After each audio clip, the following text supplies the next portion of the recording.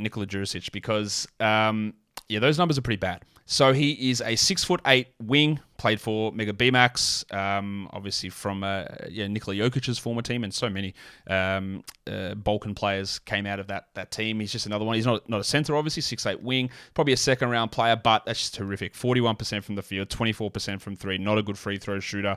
He averaged 17 points per 36, 5 assists and 1.3 steals is really interesting. So is this what he is? Is he a Sir Thompson? Is he 6'7" wing who can pass but can't shoot? Like, because they are honestly just horrible numbers. Like, honestly, you look at white guy European, you go, okay, you can shoot, but he can't. So what is he as a player? Because he is getting drafted in basically every second round mock that I've seen.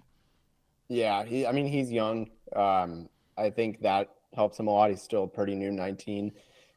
I don't like the shot. He was somebody who I liked at the beginning of the season. I liked him in the FIBA events 2 years ago, but I haven't seen much this year. I became lower on him. I saw him at the combine during his pro day.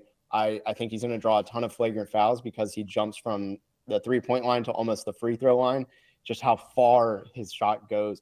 And I think that might be some of the consistency. His landing spot is so far away from his takeoff spot. That might be an issue.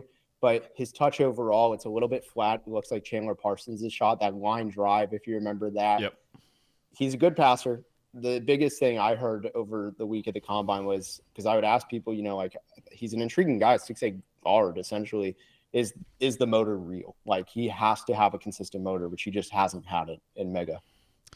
Yeah, that is a problem. From watching some stuff with him, it is a little bit of a concern as to where he sits. And again, someone, one of the mock drafts had him at like 39, and I'm not convinced with it. Again, someone who's playing on the wing, who's just that poor of a shooter and has motor concerns. Like, yeah, look, he's young, but there's going to be 40 drafted players who are 19 or close to 20. Like, it's not a standout skill for him. Like, there are plenty of other players who have more translatable skills or have shown those skills that have also age on their side. So that's all well and good, but I fail to see the huge positives with him. The passing numbers are intriguing. So is he, we talk about the lack of probably passing skill just as an overall thing through this draft compared to some other years.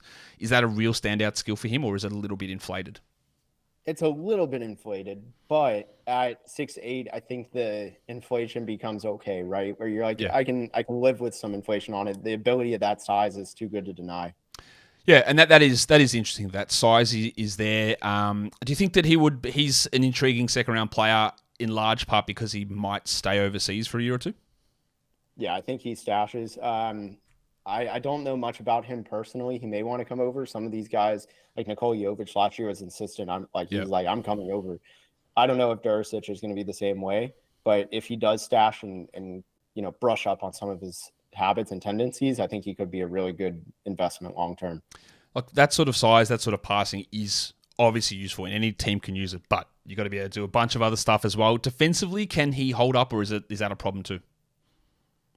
It's all about his motor. I think he can be fine, but he plays himself worse defensively than he needs to be. There you go.